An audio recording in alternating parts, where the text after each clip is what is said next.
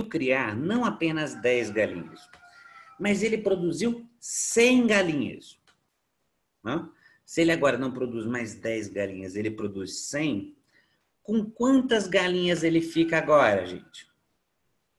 Fazer a pergunta para vocês para ver se nós estamos juntos mesmo. São só... Se ele produzia 10, ficava com 4, agora ele produz 100. Com quantas ele fica? Pela lógica, seria 40. Mas 40. acredito que... 40. Agora, com quantas o senhor fica? 60. 60. Veja só, o senhor pode ser malvado e ir lá querer fazer com que ele não fique com 40, que ele fique só com 20. Mesmo se agora... E aí ele quer dizer que ele não fica mais com 40%, ele fica só com 20%.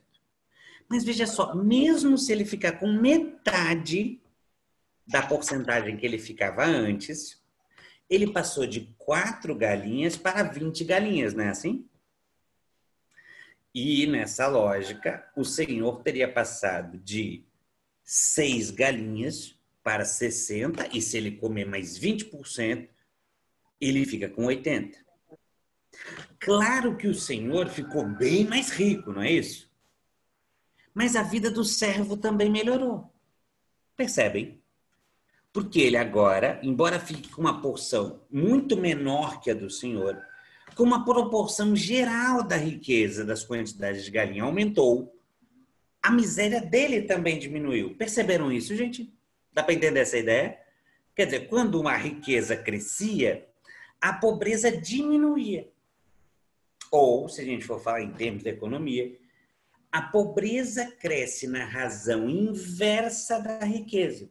Quer dizer, se a riqueza crescer, a miséria diminui. Perceberam isso? Veja só, agora imagine que vocês viviam naquela sociedade onde toda a produção de riqueza estava baseada na agricultura e com pouquíssima tecnologia, e mal existisse a indústria. E imagine que em questão de décadas surge a indústria capitalista. E veja, a transição daquela sociedade para o capitalismo foi algo inimaginável para nós. Eu gosto de dar 2 exemplos. Vocês já conseguiram, nós estamos aqui falando pela internet, vocês ao mesmo tempo, num único gesto, estão usando uma tecnologia da internet, dos computadores, da energia elétrica. Olha o tanto de... Nada disso existia.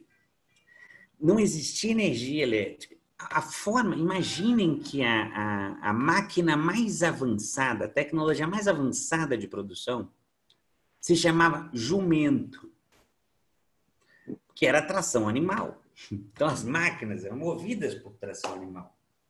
Imaginem passar disso, máquinas de tração animal, para a máquina a vapor. E depois da máquina a vapor, para energia elétrica. E para a moderna indústria. A capacidade de produzir riqueza cresceu de uma forma que ninguém imaginava. Era gigantesca, e ainda é. E é cada vez maior. O que as pessoas passaram a pensar? Oba, agora sim. Quer dizer, vai ter tanta riqueza, se tem tanta capacidade de produzir riqueza, o que deveria acontecer com a pobreza, gente? Porque antes a dificuldade era produzir riqueza, né? O camponês não fica com 60 galinhas, não fica com 40 galinhas, fica só com 4, porque a capacidade dele de produzir galinhas é baixa. A mesma coisa o senhor. Não vai extrair do camponês 60, mas vai extrair só 6, porque a capacidade de produzir é baixa. Mas agora não tem mais essa dificuldade da produção. É gigantesca a capacidade de produzir riqueza. O que é que deveria ter acontecido com a pobreza, gente? Acabado, né? Todo mundo disse, oba, agora sim. Tudo bem, eu não vou ficar tão rico quanto o dono da indústria, mas eu vou ir ficando cada vez mais rico.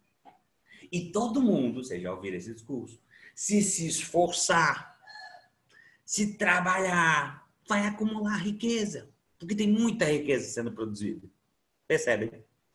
Foi isso que aconteceu? Foi isso que aconteceu, gente? Não, em hipótese alguma. E veja que curioso o que aconteceu. Ao invés disso acontecer, as pessoas foram começando a perceber. Lá no início do século, lá na metade do século XIX, 2 séculos atrás, que não só elas não estavam ficando mais ricas, como quanto mais se produzia riqueza, mais se produzia miséria. Quanto mais crescia a riqueza, mais crescia do outro lado a miséria. Como é que explica um troço desse? Nunca teve tanta riqueza. E quanto mais riqueza tem mais gente miserável. De início, claro que os burgueses na época, os donos de indústria, os donos das terras, explicavam da seguinte forma: ora, porque essas pessoas ou são preguiçosas, ou não sabem guardar dinheiro, ou gastar tudo em pitu, né? Ou gastar tudo em besteira, porque não é possível. Não à toa, na época, o Estado tratava a pobreza como questão de polícia ou como questão moral. Se tu não enriqueceu, é porque você tem um problema moral, ético. Você bebe, que você gasta em besteira. Só que isso não explicava nada, porque mesmo os mais moralmente qualificados, os mais disciplinados do trabalho, continuavam empobrecendo. Como é que explica esse efeito? Aonde a riqueza agora, vamos lembrar dos termos econômicos, antes, a riqueza crescia na razão inversa da pobreza. Quanto mais riqueza, menos pobreza. Só que agora ela cresce na razão direta da riqueza. Quanto mais riqueza, mais miséria. Como é que explica isso? Isso só pode ser explicado se a gente entende a forma específica como essa sociedade, que é diferente das outras. As outras sociedades também eram desiguais. Também tinha classes sociais, né? Tinha servos e senhores antes, tinha escravos, plebeus e donos de escravos. Mas agora, você continua tendo a desigualdade, mas ela é produzida de uma forma diferente. Para entender isso, tem que entender como é que essa sociedade produz um negócio chamado valor. E para entender o que é o valor, eu vou dar o seguinte exemplo. Vai começar meio tosco, depois a gente vai melhorando, tá, gente? Vejam só, imaginem o seguinte. Vou pegar 2 pessoas para Cristo. Imaginem que Israel... Não, vamos lá. Que Maricela... Vou pegar o teu exemplo, viu, Maricela? Imaginem que Maricela, ela está com o seu celular na mão, está circulando com o celular dela, fazendo as ligações dela. Só que, de repente, ela fica morrendo de fome. Dá uma fome danada, ainda mais agora meio-dia. Tá com uma fome danada, né? Aí ela vai abrir a geladeira. Ela não fez compra. E não tem como sair fazer compra agora. E não tem nada para comer. Faz cara de fome, Maricela. Não tá difícil. Faz cara de fome. Ou é cara de fome. Não? Agora, você imagina que Maricela, com esse celular na mão, cruza com Israel. Né? Ela encontra Israel. É só exemplo, viu, Israel? Se corresponder à realidade, é uma mera coincidência mesmo. Ela encontra Israel. E Israel, então, ela tem, de um lado, um celular, né? Mas está morrendo de fome. E Israel está vindo, cruza com ela, e ele tem na mão um ovo, certo? Tudo bem? Só que o Israel não está com fome. O Israel está com outro problema. O Israel conheceu uma menina e ele está convencido de que é o amor da vida dele. Talvez Israel já tenha conhecido seu grande amor, é só um exemplo. seja, Israel está loucamente apaixonado. E ele está com o telefone da menina. E ficou de ligar para a menina hoje. E ela está esperando a ligação dele. Só que o telefone de Israel estragou. Imagine isso. E ele está desesperado. Se ele não ligar para ela, imaginem vocês a angústia de Israel. Porque ele pode perder a chance de ganhar o amor da vida dele. Estão percebendo o problema? Cada um dos dois tem uma certa necessidade, não tem? Do que Maricélia precisa? Comida. Talvez um ovo. Já Israel precisa urgentemente de um telefone. Agora, Israel, tente convencer Maricélia a trocar o telefone celular por um ovo. Perceberam o problema? Por mais, vejam só, por mais fome que a Maricélia tenha, vai fazer sentido para ela trocar o celular por um ovo? Entenderam o problema? Você trocaria, Maricélia, um celular por um ovo? Estão te ouvindo? Não, tem que abrir. Dependendo das circunstâncias. Tá ouvindo agora? Tá ouvindo bem? Tô ouvindo. Dependendo das circunstâncias e da necessidade, ou talvez de quantos dias seja essa fome, as pessoas passariam a fazer essa troca. Mas também, você vai, a parte racional, você vai perder o seu celular, o seu aparelho. E a fome você poderia saciar depois, mais tarde.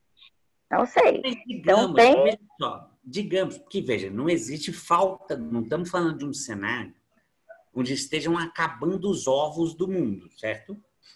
Tem produção de ovo. A questão é a seguinte, mesmo que um sujeito tenha um celular que ele não use,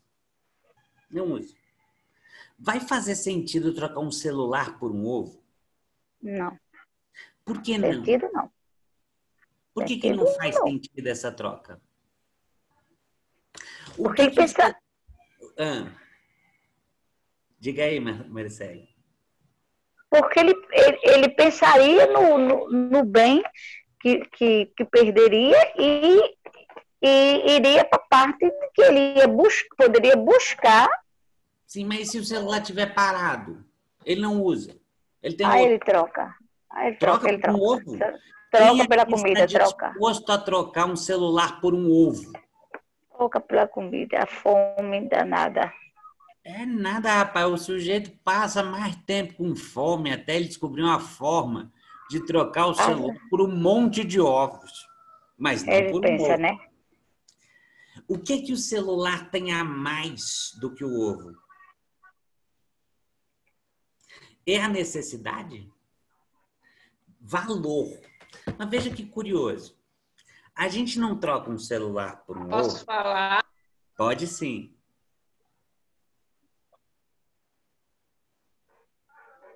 Quem aqui falou? Quem aqui? Se estiver falando, o microfone está fechado, porque eu não estou ouvindo, não. Deu um toquezinho. Safira.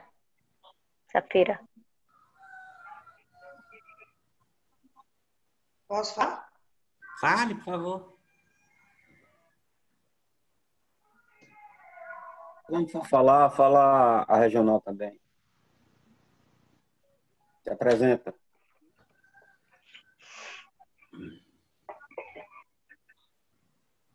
Eu dependo, primeiro, de Deus, segundo, o céu para trabalhar. Você está falando se o saco parado. Isso, se ele tivesse parado, eu trocaria até por um ovo. Não trocaria por uma bandeja, trocaria por um ovo. Agora, a sua tecnologia eu não traria existir se fulano, porque eu trabalho dentro do celular. Eu tive muita dificuldade de ouvir, Safira. Ficou, não sei se para vocês, mas para mim cortou muito, né? Tá balançando. É. Mas vamos Tá lá, balançando a voz. deixa eu já ir direto para a explicação, porque eu acho que é sobre isso que Safira estava falando. Deixa eu tentar. Exato. Vejam só. A questão é o seguinte, do ponto de vista das necessidades, as necessidades são comparáveis. A gente pode dizer que o Israel, no meu exemplo, tem tanta necessidade do celular, porque ele está desesperado para fazer uma ligação, quanto Maricélia tem necessidade do ovo, porque ela está com fome. Do ponto de vista das necessidades, as coisas são comparáveis. Mas ainda assim, vocês dizem, a troca não faz sentido. Porque o celular tem mais valor do que o ovo. Não é isso? Por mais que eu tenha a mesma necessidade do celular que a outra tem do ovo, na hora da troca não faz sentido. Porque o celular tem muito mais valor do que o ovo.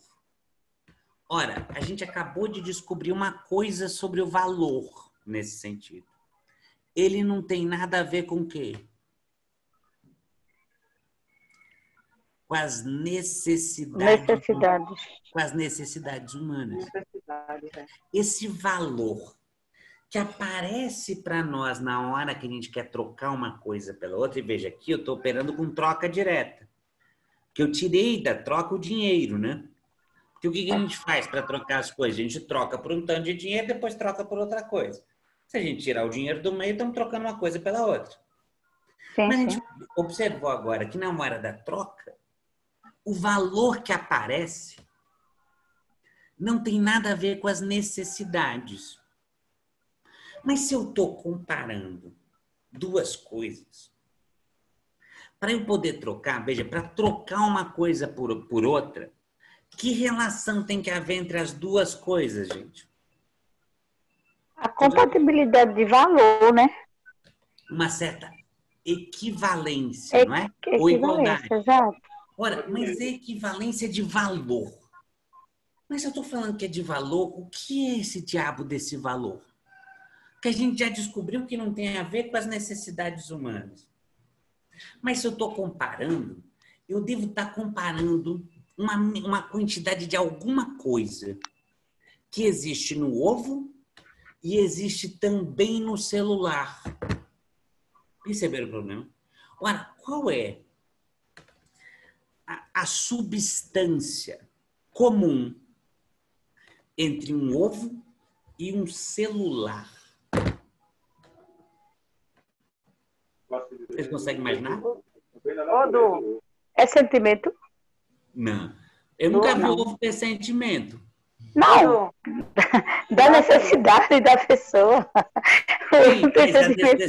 Sim, claro, mas veja só, a necessidade é o que diferencia os dois. A necessidade, nós já vimos, ela é comparável, mas ela não possibilita a troca. Então, esse valor na hora da troca não tem a ver com a necessidade. Porque o Israel tinha tanta necessidade do celular quanto o Maricélia, no exemplo. E ainda assim, a troca de um ovo por um celular, qualquer um diria, rapaz, tu foi otário, como é que tu troca o celular por um ovo? Não é isso? Porque o celular tem mais valor. Quer dizer que eu estou comparando uma dimensão comum ao ovo e comum ao celular. Mas a quantidade que existe disso, que a gente ainda não sabe o que é, no celular, é maior do que a quantidade do ovo. Olha, não é a matéria-prima. Porque o celular, não sei se vocês já viram, mas não se faz celular com clara de ovo, nem com casca de ovo. E de outro lado, é muito difícil você fritar um celular para comer com arroz. Hã? O que existe nos dois? A única substância comum dos dois é o trabalho humano. Nenhum dos dois existiria se não houvesse força de trabalho humana. Agora imaginem o seguinte, a utilidade dos dois também tem a ver com trabalho. Veja, cada um dos dois tem certa utilidade. Por isso, daqui a pouco eu vou botar um slide para fixar o que eu estou dizendo. Mas, por enquanto, não vou usar isso, não. Só vamos conversando. Os dois têm utilidades, correspondem a necessidades humanas. Mas e se eu disser para vocês que também a capacidade do ovo de corresponder à necessidade que Maricélia tem, que é comer o ovo, e a capacidade do celular em corresponder à necessidade de Israel, que é fazer uma ligação urgente, ambas também têm a ver com o trabalho humano. Ora, o ovo só existe para Maricélia comer porque ele foi fruto do trabalho de quem? De criar a galinha, Da galinha. Fazer então, o aviário, né? A galinha, então... De tomar conta dessa galinha, né?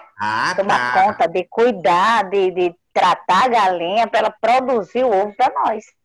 Isso, porque a galinha, por vontade própria, não produz ovos para você comer, né? Para o consumo, não, de jeito Ela nenhum. não quer isso, é o ser humano que vai lá, rouba o ovo da galinha e bota como mercadoria. Então, somente o trabalho de um trabalhador criador de galinhas confere ao ovo a qualidade de alimento. E assim como somente um trabalho de um trabalhador da indústria de eletroeletrônicos confere a um monte de pecinhas de quartzo, a programas de computador, a vidro, a metal, a todas essas matérias-primas aqui, a propriedade de ser um instrumento de comunicação. Quando eu olho para o tipo concreto de trabalho, por que concreto? Porque se a gente quiser, a gente pode ir lá numa granja e conhecer o trabalho do trabalhador que transforma o ovo da galinha em alimento para a gente. Da mesma forma, a gente pode ir numa indústria e conhecer como é que o celular é feito. Então, é um trabalho concreto. Não é? Esse trabalho concreto, ele produz uma qualidade nas mercadorias. E essa qualidade corresponde às nossas necessidades. É só pegar um trabalhador de granja, dar para ele um monte de peça avulsa e diga aí, monte um celular, ele vai conseguir montar? Não. Ou pega um operário da indústria, da Nokia, e pede para ele, tem essas galinhas aqui, eu preciso de tantos ovos, ele vai saber o que fazer? Não. Porque a qualidade do trabalho dele corresponde a uma necessidade humana. Por isso que o valor de uso, a utilidade das coisas também tem a ver com o trabalho, mas tem a ver com a qualidade do trabalho e de um trabalho que é concreto. Mas veja só, essa qualidade são as necessidades humanas, portanto, que possibilitam a troca?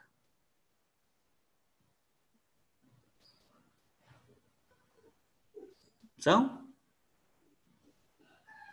Não, né? A gente acabou de ver que pode ter fome. Não. Você pode ter a fome que for, o sujeito não vai abrir mão não vai trocar uma coisa que não vale a mesma coisa. Por meia dúzia. Não interessa não interessa a necessidade humana, interessa o valor. Ora, então esse valor já não é o valor de uso.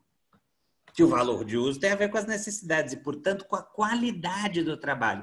Diferentes trabalhos correspondem a diferentes necessidades humanas. Qual é o valor dela de troca? Mas tem um valor. Nesse sentido, né? Então, é nesse sentido que você está falando, né?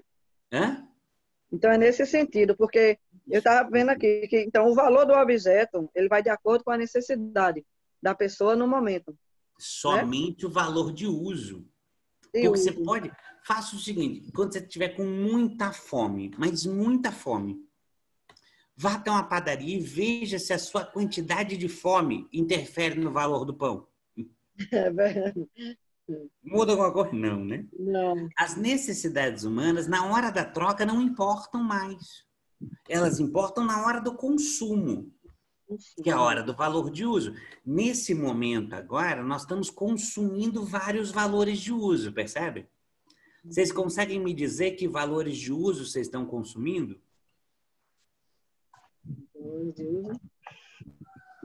Conseguem me dar exemplo de que tipo de valor de uso vocês estão consumindo nesse instante?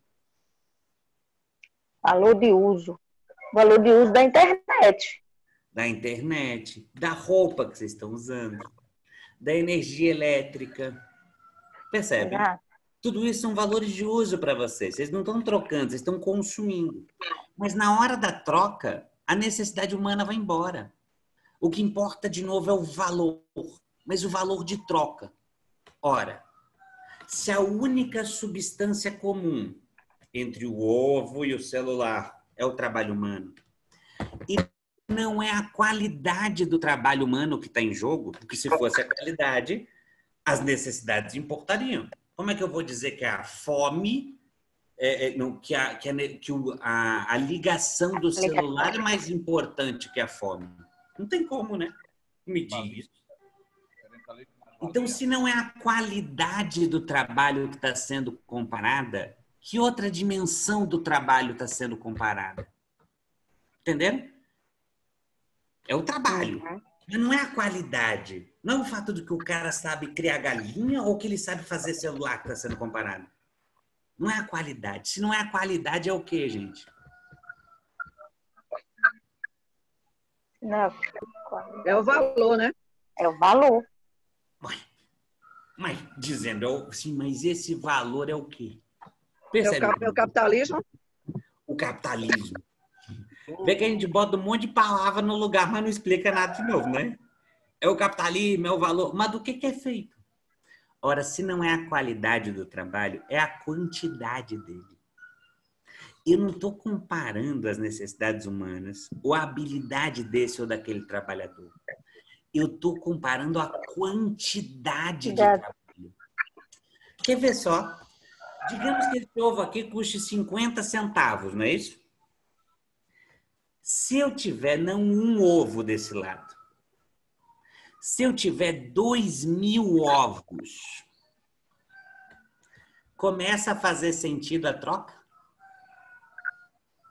Estão entendendo? Começa, né? Se tiver começa, né? 2.000 ovos. Começa aí. Começa a fazer sentido. Claro, porque se custa 50 centavos, o 2.000 ovos deve valer R$1.000. Que é mais ou menos o preço de um celular novo. O que quer dizer isso? Quer dizer que a quantidade de trabalho humano, portanto, de esforço, de nervos, músculos e cérebro de trabalhadores, contida em 2.000 ovos, é comparável à quantidade de trabalho humana concentrada em um celular.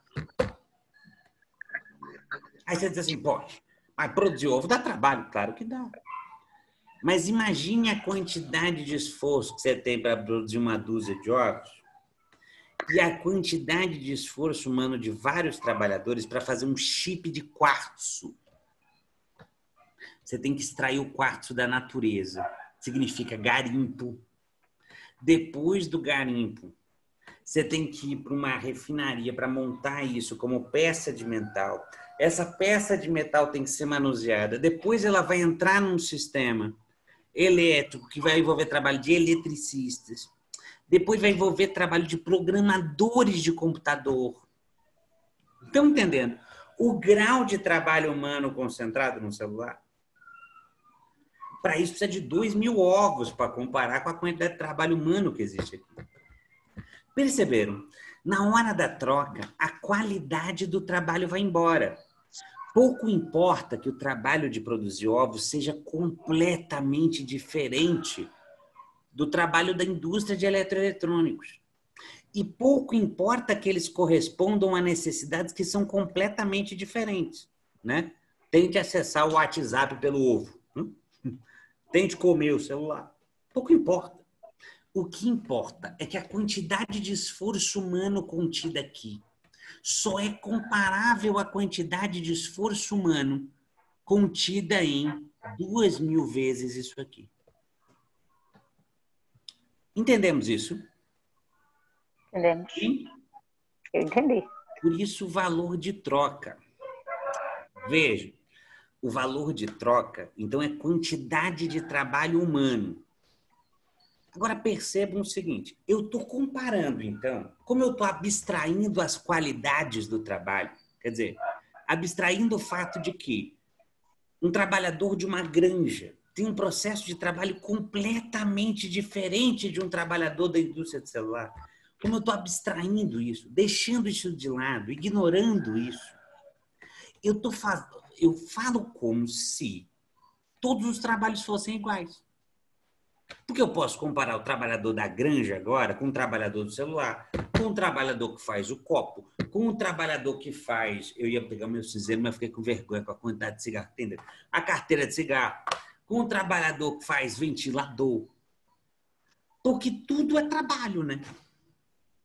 Embora sejam diferentes.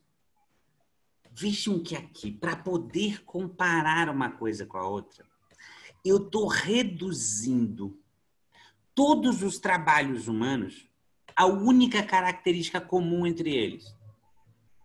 Esforço. De músculo, cérebro, nervos, sangue de trabalhadores. Como se esses esforços fossem todos iguais. É como se houvesse um trabalhador em geral, um trabalho em geral. O que é o trabalho em geral? Trabalho. Trabalho. Indiscutível. Não é o trabalho de alguém, é o trabalho. E o que é trabalho? Esforço humano, de cérebro, nervos e músculo. Cada um doutor no que faz. Independente do que for feito. Só tem um problema. Alguém aqui já viu na realidade, já encontrou, já cumprimentou um trabalhador em geral? Vocês conhecem essa pessoa, gente? Trabalhador em geral? Não. Você encontra o cara na rua e fala, você trabalha no quê? Ah, eu trabalho em geral. Eu trabalho em geral. Mas o que você faz? Coisas gerais. Qualquer coisa. Qualquer coisa. Eu faço tudo. Existe essa pessoa. Essa pessoa não existe. Não. Em outras palavras, como eu estou abstraindo as qualidades, ou seja, as diferenças entre os trabalhos humanos, eu estou comparando uma quantidade de trabalho que é abstrata. Daí falar em trabalho abstrato. Olha que curioso, a sociedade capitalista pega os trabalhos humanos que antes estavam ligados às necessidades humanas e separa as duas coisas.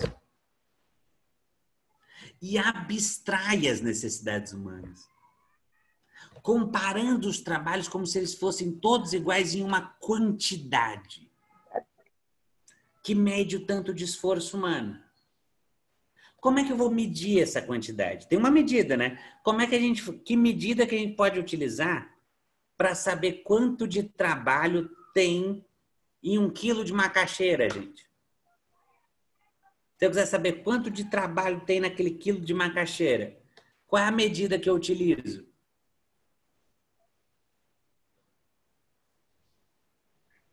Esforço. Mas como é que eu vou medir o esforço? Como é que vai medir, né? Muito suor. Não tem nem como medir. Fica com a garrafinha assim, esperando cair as gotinhas de suor. É com as gotrículas. Não tem nem como medir, fazer essa comparação. Claro, trabalha muito. Como é que vocês medem quanto de esforço vocês levam para fazer alguma coisa? Então, a medida que todo mundo conhece. Existe? Vamos lá. Uai, quanto tempo demora? Não é assim? Para eu saber quanto tempo demora. O tempo, né? Não é? Vai ter o tempo. Se as condições para produzir uma macaxeira estiverem O tempo é muito grande, né? Não é? Ou ter algum problema climático ou de praia, demora mais para produzir a macaxeira. O que acontece com o valor da macaxeira? Sobe. Não é assim? É. Se tem mais... Na luta, Por que vocês, quando vocês produzem, vocês ficam tão emputecidos com um sujeito chamado atravessador, né? Que é o sujeito que compra baratíssimo de vocês para vender caro, não é assim? Por quê? Porque vocês sabem que naquilo tem mais valor.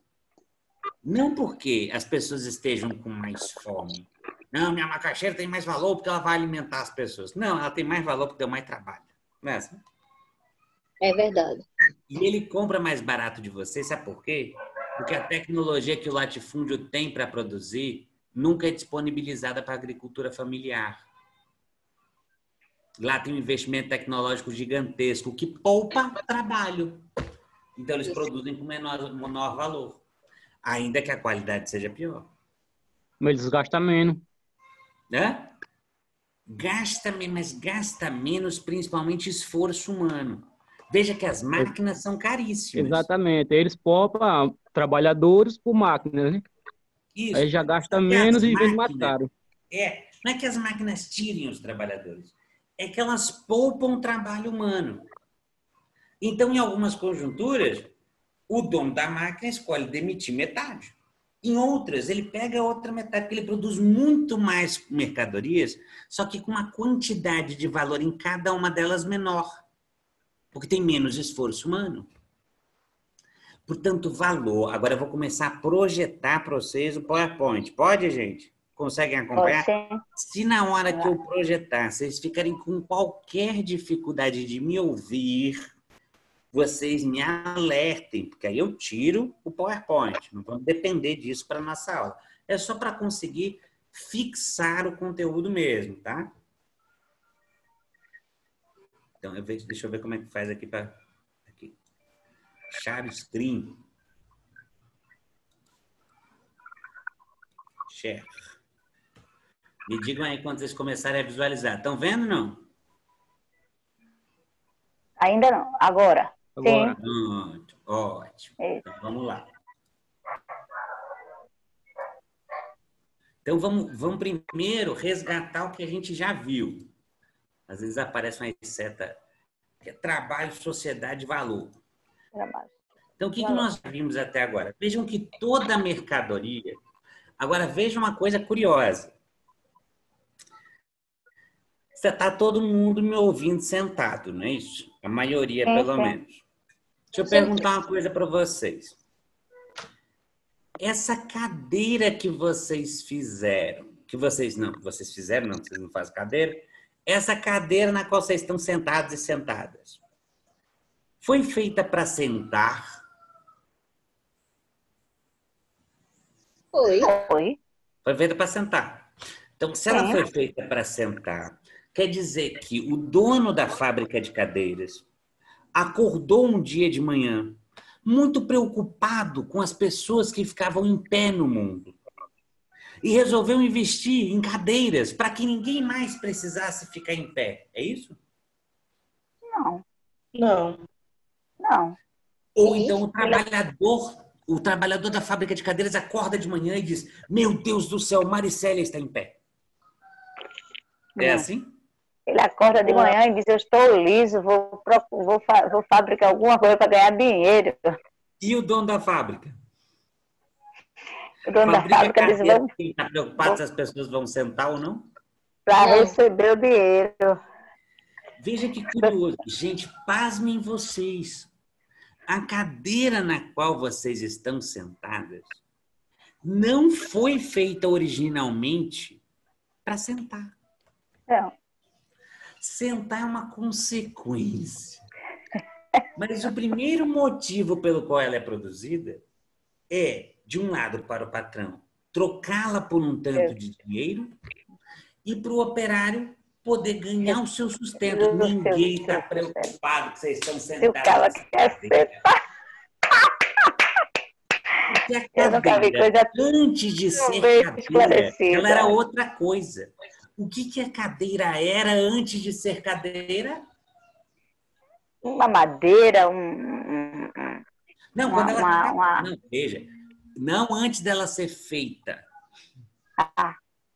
Antes dela ser cadeira. Ela está mercadoria. pronta.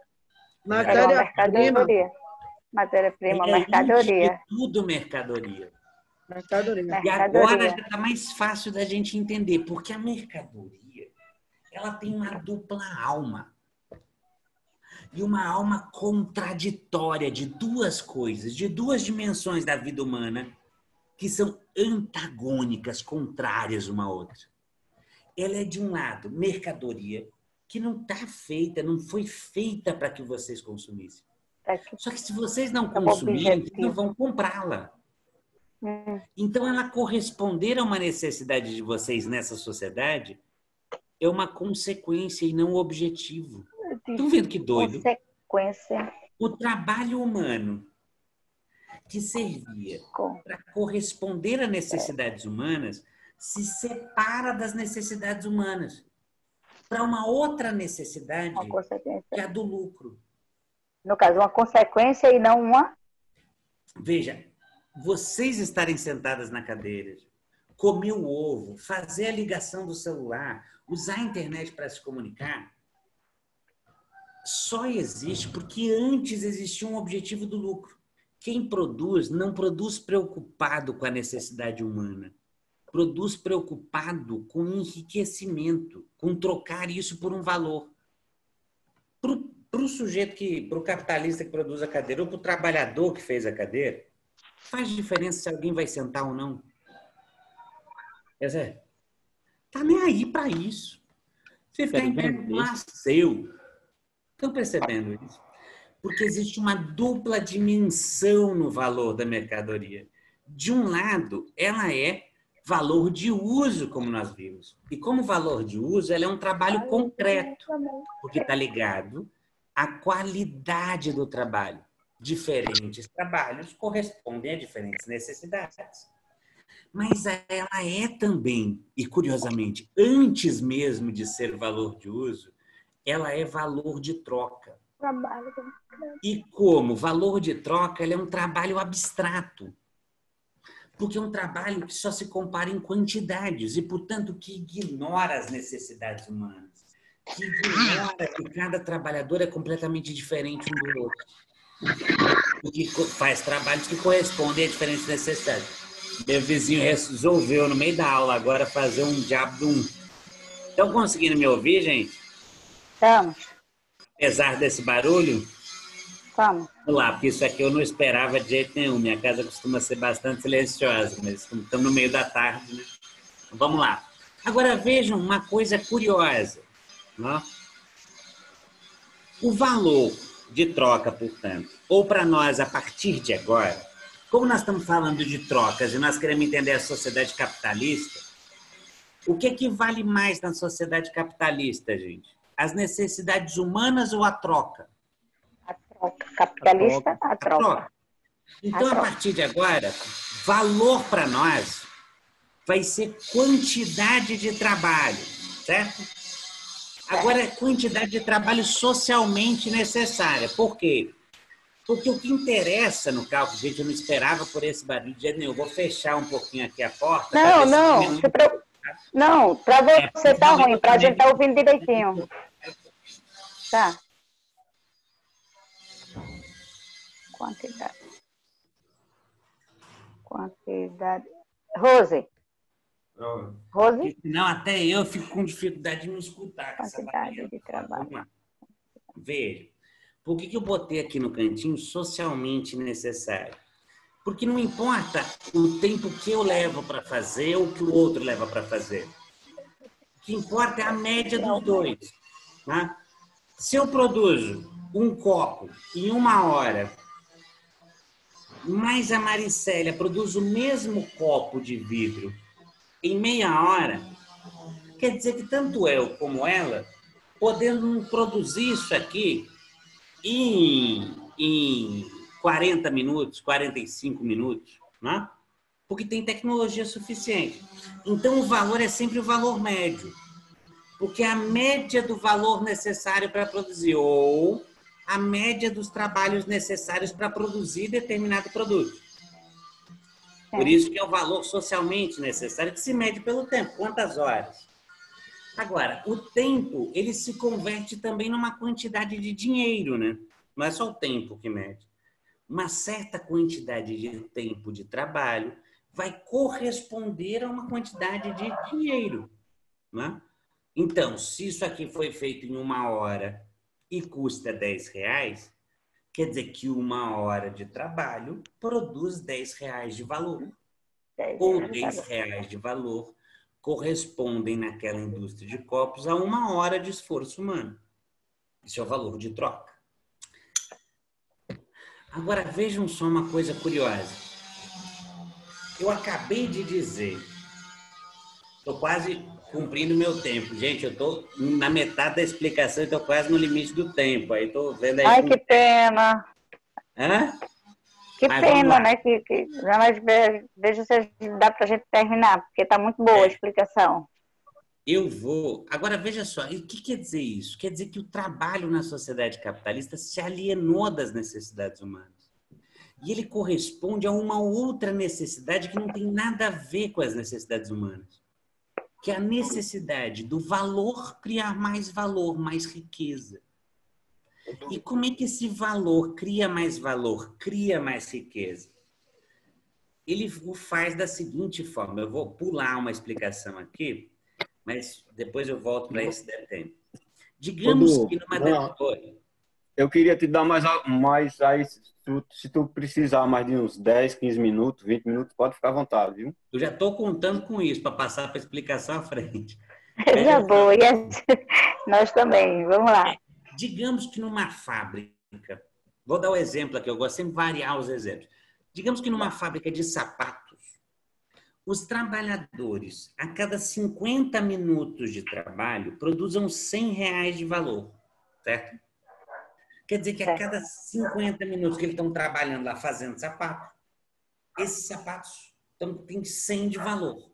Né? Se for um par de sapatos só que ele produziu em 50 minutos, quer dizer que aquele par de sapato vai valer 100. Se ele produzir 2 pares de sapatos naqueles 50 minutos, cada par de sapato vai valer 50. Mas ele tem 100 de valor produzido naquele tempo. Digamos que nessa fábrica de sapatos, e o patrão tenha comprado uma fábrica, e ele tenha pago um valor altíssimo na fábrica. Só que ele precisa calcular, porque ele quer receber esse valor de volta, ele vai vender os sapatos que os trabalhadores vão fabricar, e ele quer receber aquele valor que ele investiu na fábrica de volta. Então, ele calcula a depreciação do prédio. Ele quer saber em quanto tempo aquele prédio vai perder o seu valor total. Só que ele não calcula só isso. Ele calcula o seguinte: o prédio vai perdendo valor porque ele vai se desgastando. Cai a pintura, não é isso? A fiação começa a não funcionar direito. E ele se desgasta porque tem gente usando. Quem é que está usando o prédio? Os trabalhadores. Então, ele calcula quanto cada trabalhador, para fazer sapato, tira de valor do prédio por dia. Digamos que cada trabalhador tire R$100 do valor total de cada coisa. E eu vou precisar, para ter uma fábrica, de prédio, máquinas e a matéria-prima do sapato, que é o couro. E vou precisar, obviamente, de trabalhadores. O prédio, a máquina e o couro, e para fazer sapatos. O prédio, a máquina e o couro é o que a gente chama de meios de produção. O trabalhador, o que a gente chama de força de trabalho. Cada trabalhador dessa fábrica, por dia, gasta do valor do prédio 100.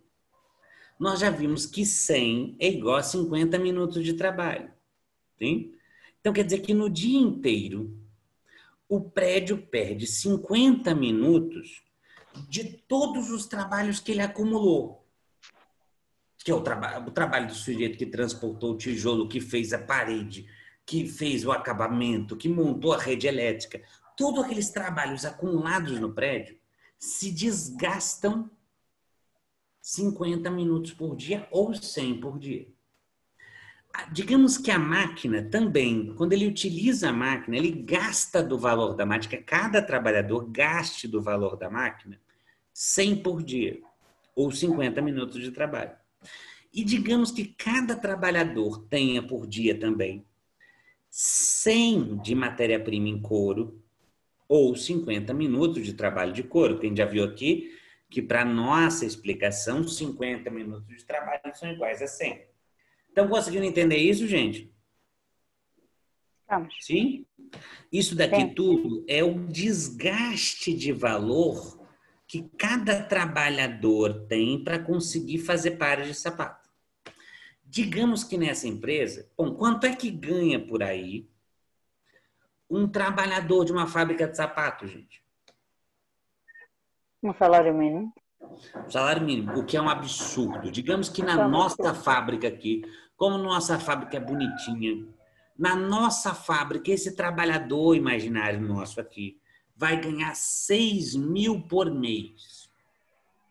Digamos que ele ganha 6 mil reais por mês. Ou seja, ele ganha por dia 200. 6 mil divididos por 30 dá 200. Então, quer dizer que cada dia de trabalho dele, ele ganha 200 reais. O que dá 100 minutos de trabalho, porque a gente já viu que 50 minutos de trabalho é igual a 100. Se ele ganha 200, tem 1h40 aí. Né? Ou seja, leva 1h40 para produzir o salário dele. A riqueza que corresponde ao salário dele demora 1h40 para ser produzida, que corresponde ao salário diário. Então, ele ganha por dia o equivalente a 1h40 de trabalho. E ele produz nessa fábrica, digamos que ele produza só 20 pares de sapato. Sim? E digamos que ele trabalhe nessa fábrica não às 8, 10 horas por dia que um sapateiro comum trabalha.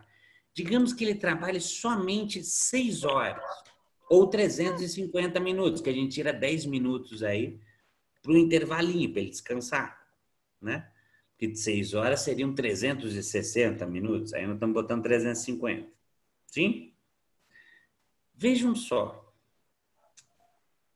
Vocês têm como, vou perguntar para vocês rapidinho, teria como, olhando para esse quadro que vocês estão vendo, são 20 pares de sapato. O trabalhador que produz os 20 pares ganha 200 por dia. Ele gasta, em matéria-prima, em couro, 100. Ele gasta mais 100 da máquina. Já tem uns 100 reais por dia de investimento na máquina para ela funcionar. E ele gasta 100 do prédio. Quer dizer que ao desgastar o prédio, 100 daquele valor que foi dado se desgastou. Dá para calcular o valor de cada par de sapato? Com esses dados que estão aí? Os bons em matemática. Pode usar o celular para fazer conta, se quiser. Tem como calcular o valor de cada par? 300. Sei lá, vou chutar 50 reais. É chute, eu quero que vocês calculem. Sei não, só sei que eu estou vendo esse cabo já sendo explorado mesmo. É uma exploração total. Eu vou chutar. O cara está ganhando 6 mil por mês, 200 por dia. Vocês estão descontentes? Sim. Vocês acham que um dono de fábrica de sapato tem condições de pagar 6 mil por mês para um sapateiro e ainda vai ter lucro? E como? Nada. Então, o cara vendendo uns 3 sapatos desses já ganha o dinheiro. Ele ia dar uma pisa no funcionário que chegasse com uma proposta, pedir um emprego por 6 mil reais para confeccionar sapato. Vocês estão me enrolando, vocês estão correndo a minha pergunta, que ela envolve cálculo de matemática. Eu disse para vocês, olhem para isso aí, tentem calcular o valor de cada par. Tem uma coisa que dá para fazer. Não aí, aqui, 100, 200, 300, 500, dividido por 2. Cada par de sapato, né? 500 dividido por 2 dá 250 reais. O par de sapato ia sair por 250. 500 dividido por 2 é 500 aqui dividido por 20, não é? Ó, são 20 pares. 500 dividido por 2. 20 pares. 500 dividido por 20. Vai, Rose, me ajuda aí. Tá fácil. Se por 2 é 25 reais. Por 20 vai ser quanto? Hã? 25 reais. Agora, pessoal, se for 25, e vocês já devem ter ouvido falar. Eu acho que é Veja, qual foi o... 25 reais? 25 reais o par? Isso, o par de sapato sai por 25. Isso. Esse cara estava fazendo somente umas alpargatazinhas, né? Era umas havaianazinhas. Mas deixa eu explicar esse seu cálculo, Maricela, que talvez todo mundo tenha entendido. Vamos lá. Por favor. Fecha os microfones um pouquinho, senão a gente não se ouve. Vamos lá. Vê. Qual foi o cálculo? Alguém está com o microfone aberto, aí está dando retorno. Fecha aí, Edileuza, Maricela, ali, fecha o microfone só um pouquinho, depois a gente abre de novo. Vai bagunçar de novo. Vamos lá. Vejam só.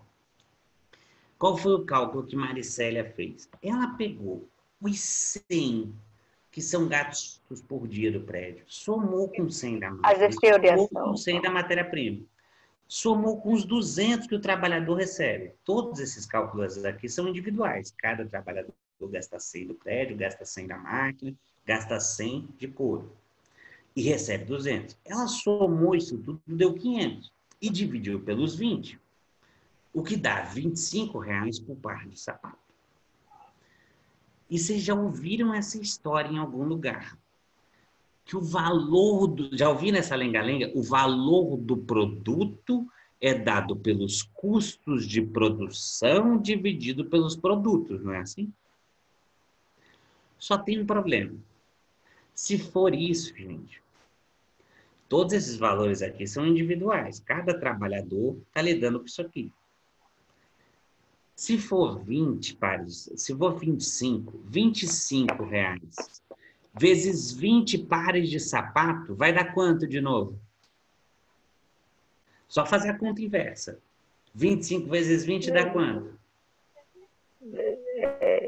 500. 500. Que paga o trabalhador, que paga o couro que ele gastou, que paga a máquina que ele gastou, que paga o prédio que ele gastou. Quem é que ficou de fora? O trabalhador. Não, o trabalhador ganhou os 200. O empresário. O patrão. O patrão. Tadinho. Vai à falência. Ficou pobre. Nesse caso aqui, vocês ganharam R$200. Eu queria saber, quem é que seria generoso o suficiente para dar R$10 para o patrão, que vai ficar sem nada? Pobrezinho do patrão, ficando pobre. Só tem um problema. Deixa eu perguntar para vocês. O que nós dissemos agora há pouco que era valor? O que é valor, gente? Força de trabalho. Quantidade de trabalho, não é isso? Deixa eu perguntar para você. Maricélia incluiu no cálculo do valor do sapato todos os valores, portanto, todas as quantidades de trabalho que estão aí no slide? Não. Faltou qual quantidade de trabalho que você não incluiu? O esforço físico, o mental. Não, o metal tá aí. Mental. Esforço físico. Mental. Mas esforço físico e mental de quem? Do trabalhador que fabricou o sapato. Olha que curioso. Tem 6 horas aqui, ó, de trabalho novo, né? Couro não se transforma em sapato sozinho. Máquina não faz sapato sozinha. Prédio, você já viram um dia um prédio criar bracinho assim do lado para ir fazendo sapato sozinho? De jeito nenhum. Quem faz isso é o trabalhador. Portanto, tem 6 horas de trabalho novo. Olha a mágica. A força de trabalho humana, no mesmo movimento que ela transfere os valores antigos, o gasto do prédio vai reaparecer de pouquinho em pouquinho no valor dos sapatos. O gasto da máquina vai reaparecer de pouquinho em pouquinho no valor dos sapatos. E também o salário do trabalhador vai ter que aparecer em algum lugar. Embora não apareça de pouquinho em pouquinho no valor dos sapatos. Daqui a pouco a gente vai ver. E, ao mesmo tempo que transfere valor antigo, produz valor novo. No nosso cálculo aqui, 50 minutos de trabalho geram 100 de valor, não é isso? Se ele trabalhou 6 horas, tirando 10 minutos de descanso, que dá 350 minutos, Quanto de valor novo vai ter em 6 horas?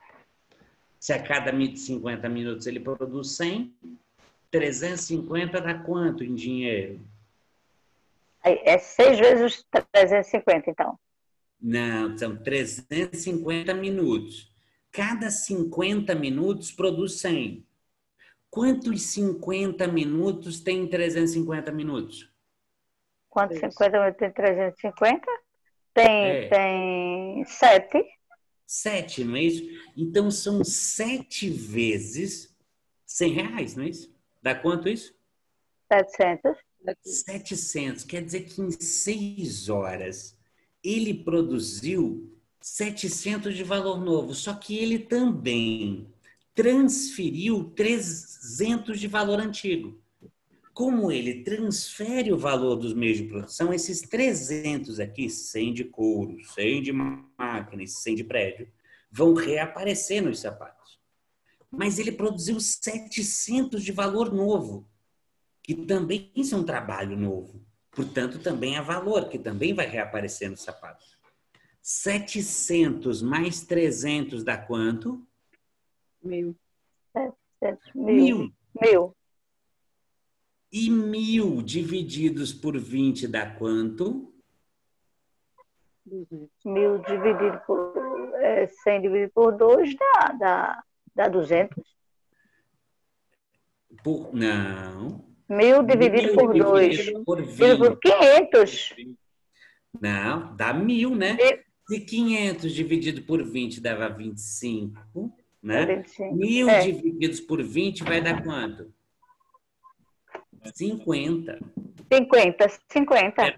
Que era o valor que alguém tinha chutado aí, né? Mas era chute, agora não é mais chute. Era chute, foi mesmo. Agora é real. 1.000 dividido. Agora, cada par de sapato é 50, não é isso?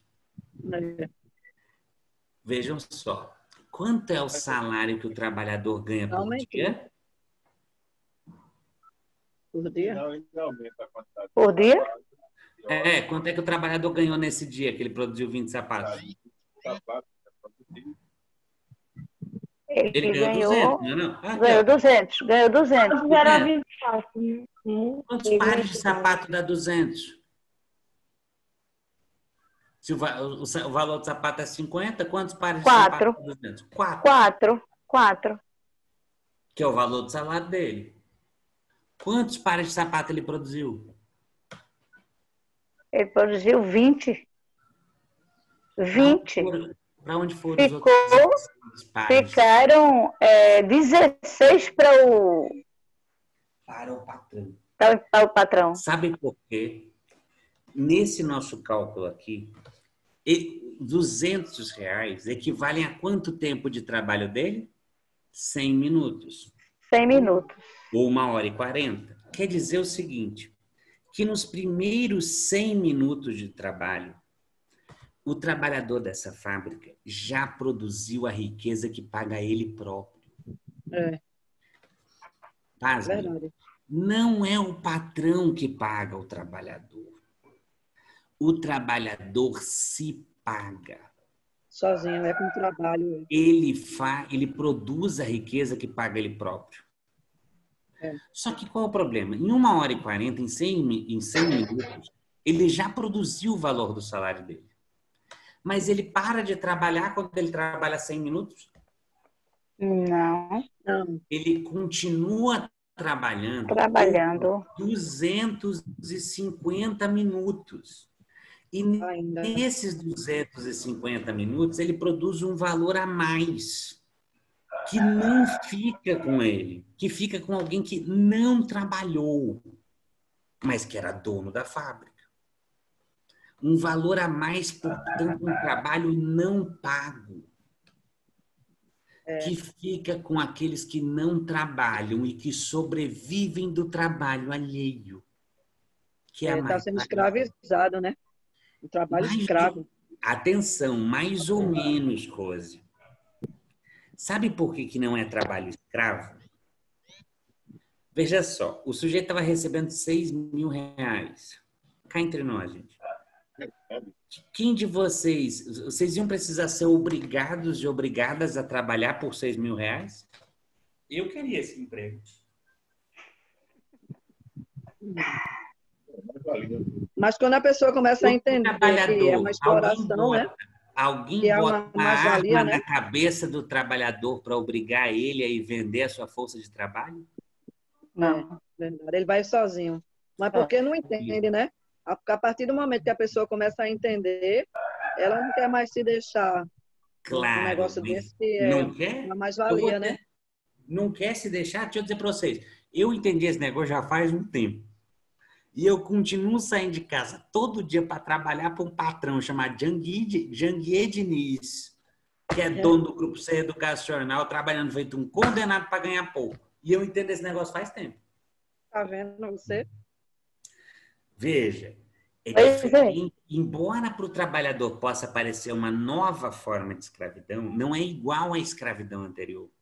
Porque no sistema escravocrata, o trabalhador não era livre, entre aspas. Porque ele era obrigado a trabalhar porque ele não vendia a sua força de trabalho. Ele era em si mesmo uma mercadoria. Ele era um instrumento de trabalho do senhor. O senhor não se importava com quanto ele ia comer ou não. E o senhor não comprava num contrato. O escravo não decide ser escravo. O trabalhador assalariado assina um contrato onde ele concorda com isso aqui. E por que ele é obrigado a assinar esse contrato? Como se fosse de livre e espontânea vontade. O que o capitalista tem que o trabalhador não tem?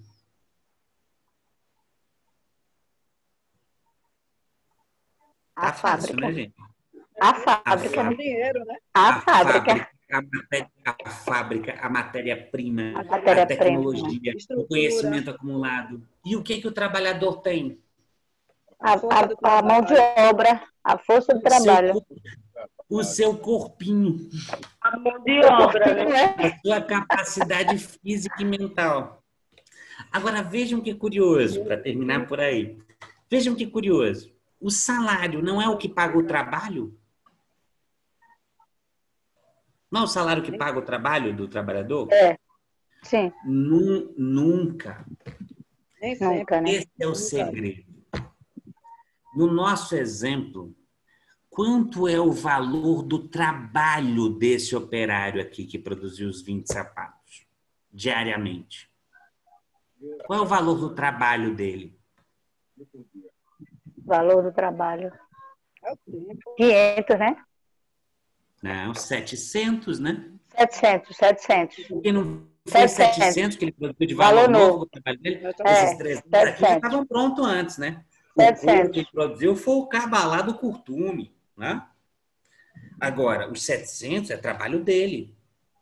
Isso é o valor do trabalho dele. Só que ele não vendeu o trabalho. Ele vendeu uma coisa chamada força de trabalho. Força de trabalho. Diferente. Porque como é que eu calculo o valor da força de trabalho? Pasmem vocês. O valor da força de trabalho é calculado do mesmo jeito que a gente calcula o valor do ovo, do celular, da caixa de cigarro. É o tanto de trabalho necessário para produzi-la.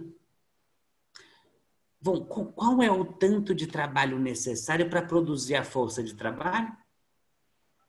Ora, o que é que vocês precisam, gente, para ter força de trabalho, para ter capacidade, energia para trabalhar? Alimento. Comida. Se alimentar. Roupa. Dormir. Teto para dormir. Não é isso? Exato. É o valor água. É isso que compõe o valor da força de trabalho. E é por isso que o capitalista paga. Ele não paga pela quantidade de riqueza que ela produz. Veja que curioso. Lembram do valor de uso lá de trás? Todas as mercadorias têm um valor de uso, não é isso? Qual é o valor de uso da força de trabalho para o capitalista? Porque ele está comprando uma mercadoria. Tem uma utilidade para ele. Qual é o valor de uso da força de trabalho para o capitalista? Lucro. O valor é lucro. Mas veja como esse lucro se dá. O valor de uso da força de trabalho é produzir mais valor do que ela mesma vale. Verdade. Eu pago o valor da força de trabalho e não a riqueza que ela produz. É o mesmo que... vamos perguntar, Rose, você tem liquidificador em casa? Tem. Quando você comprou seu liquidificador, você foi na loja, aí você pagou o valor do liquidificador e pagou uma taxa por todos os sucos e bolos que você foi fazer com ele depois? Não. Eu acho que sim, já está no imposto, né? Não, você compra. Não, tem nada a ver com imposto. Você compra o ventilador pelo valor que o ventilador tem. Tudo bem, pelo valor dele. Não tem imposto para o Estado, mas isso não interfere tanto. Mas o importante é que você pagou a quantidade de trabalho que tinha no liquidificador. Agora, se você pagou, qual é a utilidade do liquidificador? Fazer suco?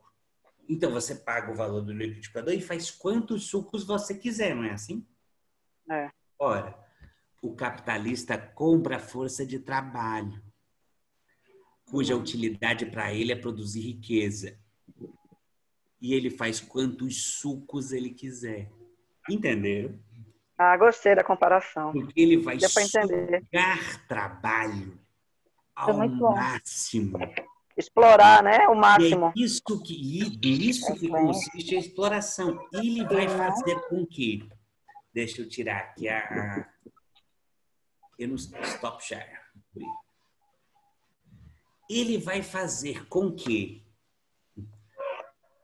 aquele trabalhador, que ele vai pagar o mínimo possível para manter o cara vivo, produza o máximo de riqueza para ele acumular. E assim, quanto mais riqueza essa sociedade gera num polo, mais miséria necessariamente ela gera no outro.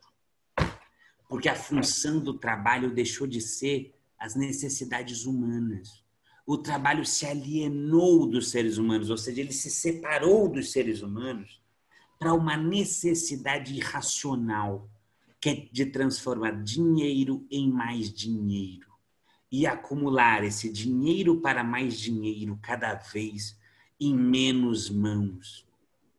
E é por isso que uma sociedade que gera tanta riqueza fica doente, doida, quando as pessoas não podem sair de casa. Como agora, né? Da sua força de trabalho.